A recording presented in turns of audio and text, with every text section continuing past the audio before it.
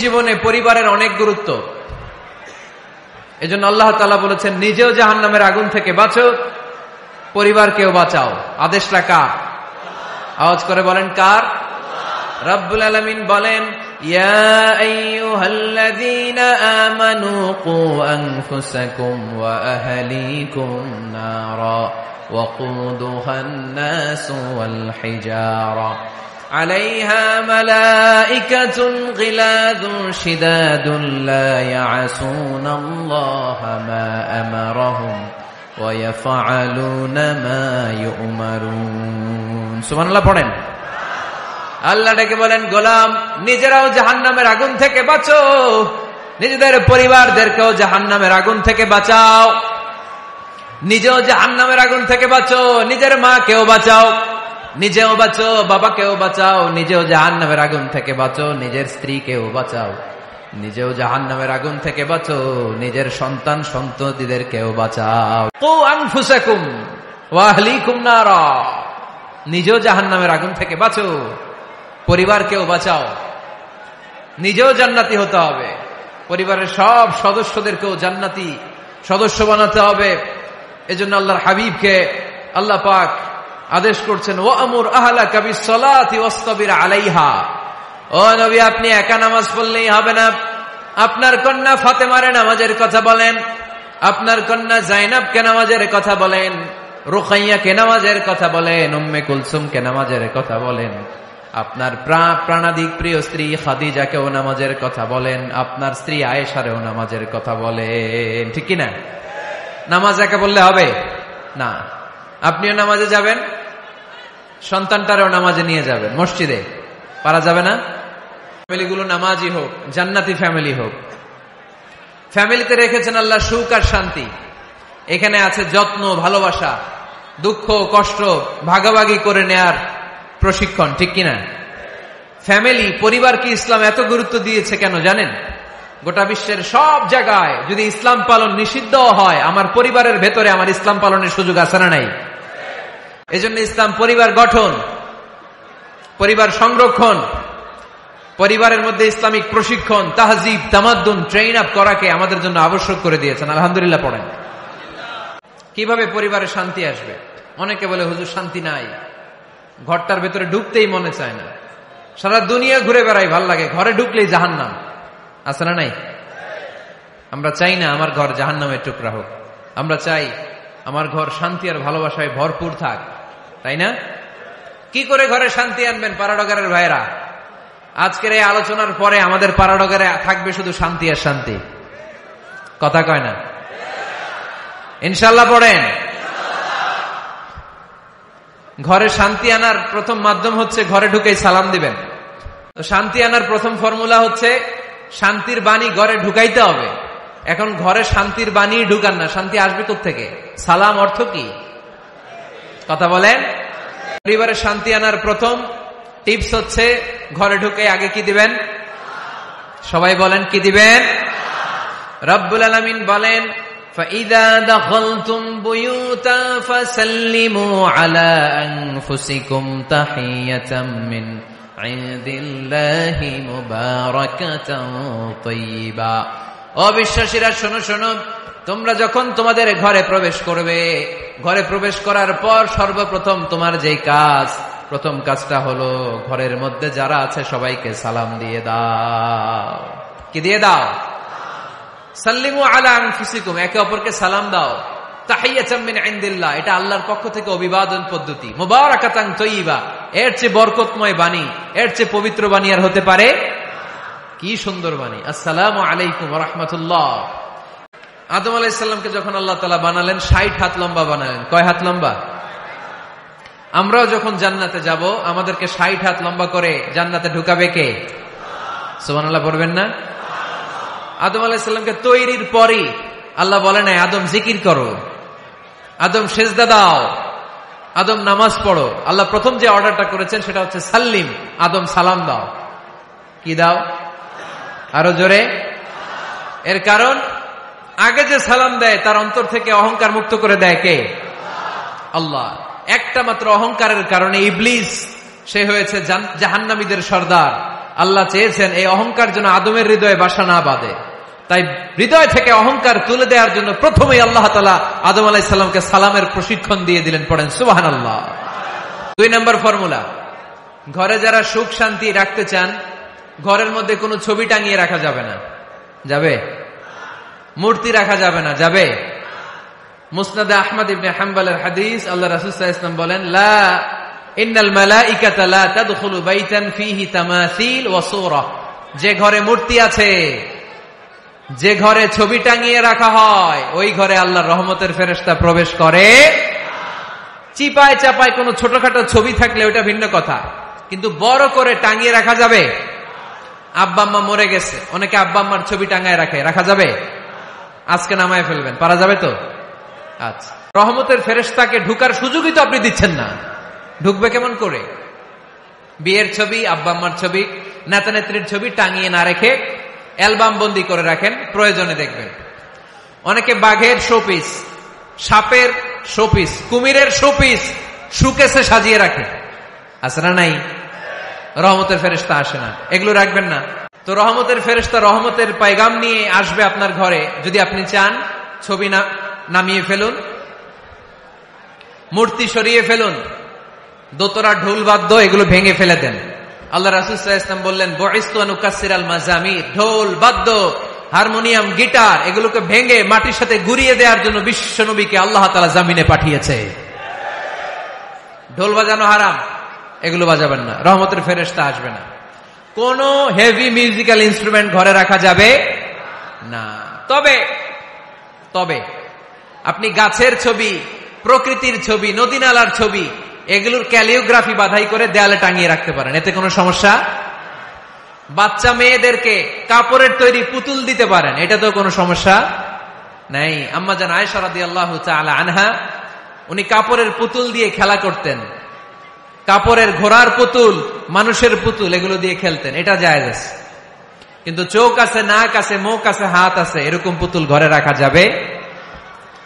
দেখেন ইসলামী শরিয়াত কত চেক এন্ড ব্যালেন্স। বাচ্চা মেয়েদের জন্য এটা কেন জায়েজ? কারণ এই মেয়েই কিছুদিন পরে মা হতে চলেছে, ঠিক কিনা? এদের হাতেই লালিত পালিত হবে আগামী প্রজন্ম। দেখবেন বাচ্চা মেয়েরা ছোট্ট ছোট্ট পুতুল দিয়ে খেলা করে, এরা রান্না করে, বাচ্চারা দুধ খাওয়ায়, বাচ্চারা গোসল করায়, আছে না নাই?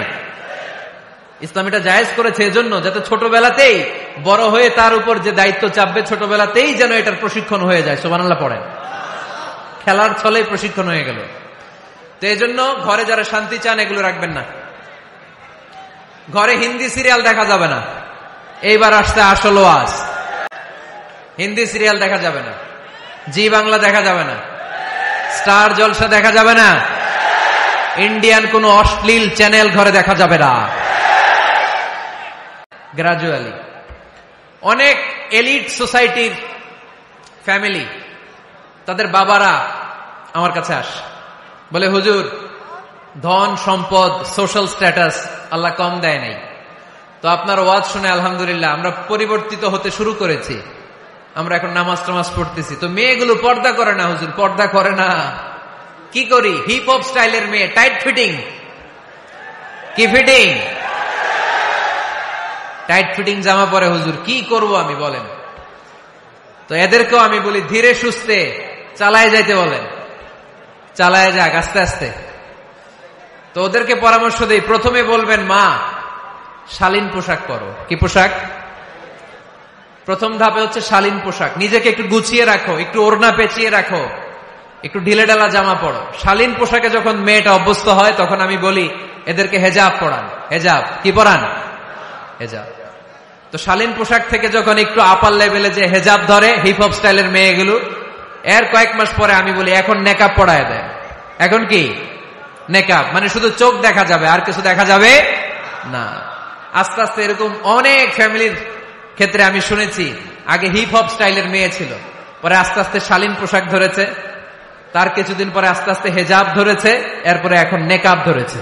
এখন হিপ হপ স্টাইলের মেয়ে হাফ নেকেড চলে, ওরা যদি কালকেই পড়ি হাত মোজা পর, পা মোজা পর, পারবেও?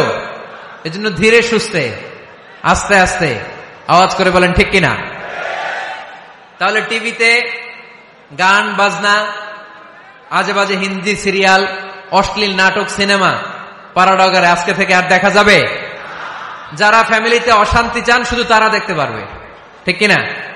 আমরা যারা শান্তি চাই আমাদের ঘরে এগুলো চলবে না, চিল্লায় বলো ঠিক কিনা? তাইলে হুজুর টিভিতে কি দেখবো?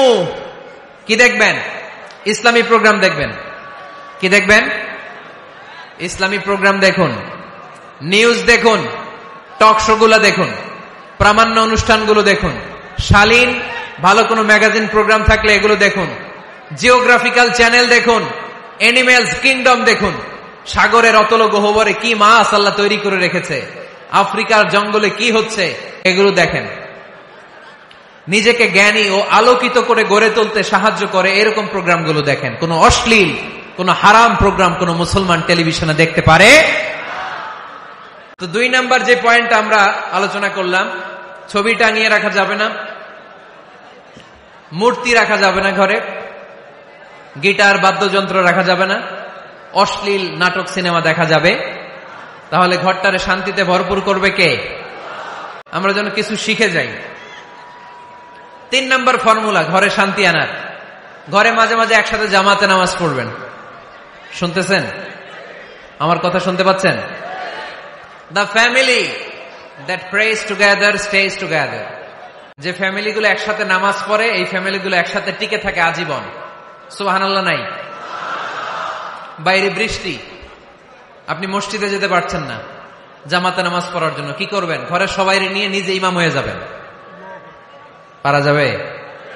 আরে শুরু করেন না। আল্লাহর কসম ঘরে ঘরে শান্তি আসবে এই বাংলাদেশে, কিন্তু এগুলো অ্যাপ্লাই করতে হবে। তাহাজ্জুদের সময় একসাথে দাঁড়িয়ে যান।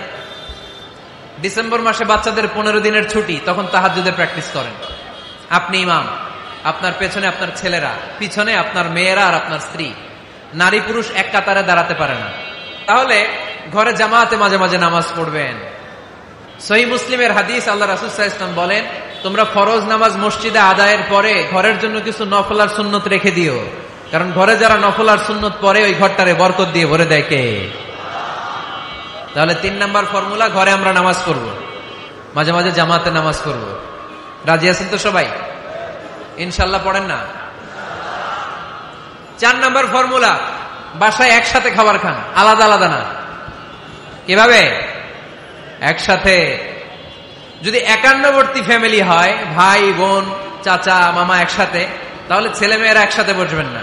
ছেলেরা সবাই একসাথে, তাদের খাওয়া শেষ, এরপরে মেয়েরা সবাই একসাথে। আর যদি নিজের ফ্যামিলি, স্বামী স্ত্রী ছেলে মেয়ে, তাহলে সবাই মিলে একসাথে খাবেন।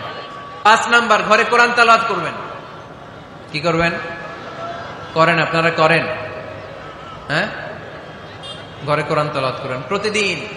ফজরের পরে পাড়াডগায়ের প্রতিটা পরিবার থেকে সুমধুর কোরআনের ধ্বনি ভেসে আসতে হবে। প্রতিটা ঘরেই যেন কোরআনের সুমধুর বাণী উচ্চারিত হয়। ঘরে কোরআন তেলাওয়াত করুন। জিন ভূত ব্ল্যাক ম্যাজিক জাদু টোনা বানমারা সবগুলারে নিঃশেষ করে দিবে কে? এজন্য আল্লাহর হাবিব সাল্লাল্লাহু আলাইহি ওয়াসাল্লাম বলতেন, সহিহ মুসলিমের বর্ণনা, লা তাজআলু বুয়ুতাকুম মাকাবিরা, তোমরা তোমাদের ঘরগুলোরে কবর বানিয়ে রেখো না। ফাইন্নাল লা তাজআলু বুয়ুতাকুম মাকাবিরা, তোমরা তোমাদের ঘরগুলোরে কবর বানিয়ে রেখো না। ফাইন্নাশ শাইতানা ইয়ানফিরু মিনাল বাইতিল্লাযী তুকরাউ ফীহি সূরাতুল বাকারা, যেই ঘরে সূরাতুল বাকারা তেলাওয়াত হয় ওই ঘর থেকে শয়তানগুলো দৌড়ে পালায়। সূরা বাকারা তেলাওয়াত করলে ওই ঘরে শয়তান ঢুকে ঢুকে ঢুকে। 6 নাম্বার হচ্ছে মাঝে মাঝে আউটিং এ যাবেন, ঘুরতে যাবেন। সবচেয়ে ভালো ফ্যামিলি ট্যুর হচ্ছে উমরা ট্যুর। কিসের ট্যুর? যদি সামর্থ্য থাকে মাঝে মাঝে উমরায় যান, ঘুরতে যাবেন। ঘুরলে ঘুরলে পৃথিবী দেখা যায়। এজন্য কোরআনে রব্বুল আলামিন বলেন, কুল সিরু ফিল আরদি সুম্মা আনজুরু কাইফা কানা আকিবাতুল মুকাল্লিবিন। ও আমার বান্দারা, জমিনে ঘুরে বেড়াও, অবিশ্বাসীদের সাথে গাদ্দারদের সাথে আমি আল্লাহ কি আচরণ করেছি নিজ চোখে দেখে আসো। তাহলে ফ্যামিলিতে পরিবারে সুখ শান্তি আনার 6 নাম্বার টিপস হলো বেড়াতে যাবেন, যেমনটা আল্লাহ রাসূল সাল্লাল্লাহু আলাইহি ওয়াসাল্লাম স্ত্রীদেরকে নিয়ে বেড়াতে যেতেন। রাজি আছেন তো সবাই?